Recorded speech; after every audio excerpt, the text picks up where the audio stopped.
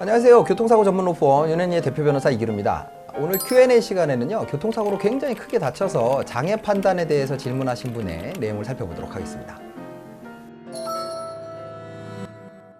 질문 내용을 볼게요. 6개월 전 교통사고가 크게 나서 오른손목 엄지손가락, 치골결합 파열로 골절 수술 3군데 받고 오른발, 왼 팔꿈치, 오른손 새끼손가락은 금가거나 탈골 등으로 깁스만 했습니다. 지금 상태가 깁스 빼고 보니 눈 복시가 와서 안과 진료 중이고 앞니가 부러져 치과에서 임플란트 중입니다. 굉장히 많이 다치셨네요. 치골을 다치며 요도가 손상되었는데 요도 협착이 와서 비뇨기과에서 절제술을 받고 지금은 소변줄을 꽂고 있습니다. 아이고. 네. 요도 협착은 재발률이 높다고 들었습니다. 만일 재발하면 추천하는 대학병원 교수 찾아가서 성형술을 받으라고 하네요. 오른손에서 정상적으로 움직이는 손가락은 엄지와 검지뿐입니다. 나중에 알고 보니 약지도 골절이 있었는데 모르고 치료를 하지 않았습니다. 와, 이 정도 사고가 굉장히 사고 경위에 대해서 나와 있지 않아가지고요. 굉장히 큰 사고가 나신 것 같아요. 처음 수술한 대학병원 의사가 약지 골절을 발견하지 못했습니다. 의사 말이 어쩔 수 없다면서 물리치료 운동 등으로 풀어보라 합니다. 치료 후 정상으로 돌아온 상태라면 운동을 하겠지만 치료를 하지 않아 움직이지도 않는데 어떻게 운동을 하라는 것인지 모르겠습니다. 다른 수술이나 깁스한 곳은 다 굳었지만 조금씩 좋아지고는 있습니다. 새끼손가락 이상을 알렸을 때 엑스레이 찍고 탈골이라고 손으로 뼈 맞추고 깁스한 건데 이때 약지 골절을 발견하지 못한 것은 의료사고가 아닌지요? 깁스를 풀었음에도 이렇게 다른 곳에 자꾸 문제가 생기니 우울증이 왔습니다. 눈물이 나려고 합니다. 비뇨기과에서 절제술할 때 수면 마취를 했는데 무의식 속에서 너무 우울하고 힘들다고 하소연을 했다고 합니다. 실제로도 그렇습니다. 그럴만하죠. 네. 의사가 보호자인 아내를 따로 불러 이야기해주며 정신과 진료를 받아보라고 했습니다. 이제 질문 내용인데요. 지금까지 말씀드린 사항 중 장애가 예상되는 것이 있으신지요? 요도 협착 재발 확률이 높은데 이것도 장애가 되는지요? 오른손 복구가 안 되고 후유장애가 된다면 의료사고로 보상받을 수 있을까요? 정신과 진료도 합의에 영향을 주는지요? 이 모든 것을 고려해 선임하여 도움을 받을 수 있을지요? 이렇게 물어보셨네요.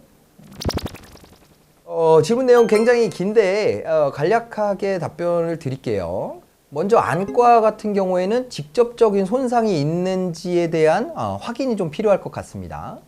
골반치골 결합부 장애와 요도 손상 같은 경우에는 후유 장애가 인정될 가능성이 높아 보입니다. 조금만 더 자세하게 말씀드리면 비뇨기과 요도 장애 같은 경우에는 협착에 따른 확장술의 필요성과 필요 횟수 이런 것들에 따라서 좀 후유 장애 여부가 다르게 결정이 될 수가 있어요. 그 밖에 정형외과적인 장애 같은 경우에는 치료 경과를 좀 살펴보셔야 돼요. 보통 이제 골절 같은 경우에는 접합이 완료되고 나면은 장애가 없어지기 때문에 한시장애 정도가 나오는 경우가 많거든요. 그래서 실제 접합에 어떤 방식으로 됐고 더 이상 이제 호전 가능성이 없을 때 움직일 수 있는 이런 유격이나 이런 부위가 어느 정도 되는지에 따라서 후유장애 판단 여부가 달라질 수가 있습니다. 그리고 이런 여러 가지 부위에 후유장애가 인정된다면 그 인정되는 후유장애별로 보상과 함께 향후 치료비 부분도 배상을 받으실 수가 있어요. 약지 골절을 의사가 발견을 하지 못해서 지금 불편하신 것 같은데 이 부분은 좀 안타깝기는 하지만 의료 과실로 인한 책임을 묻기는 좀 어렵지 않을까라는 생각이 듭니다. 의료과실 같은 경우에는 의사가 통상적으로 할 수 있는 범위를 현저히 벗어난 뭔가 과실이 있을 때 이제 의료과실로 이제 손해배상 책임을 지우는데 어떤 판독지의 내용이라던가 그 엑스레이 사진 촬영물의 형태로 봤을 때 이건 지나칠 수도 있다 이런 판단이 나오면 사실 책임을 묻지는 않거든요. 그렇지만 이 의료과실 여부와 무관하게 어쨌든 그 골절의 접합이 제대로 되지 않고 그로 인해서 장애가 남았다라고 하면 어쨌든 그것도 교통사고의 결과잖아요. 그래서 교통사고와 관련된 책임을 물을 때는 그런 부분이 이제 다 보상으로 이루어질 수 있다고 보시면 될 것 같아요.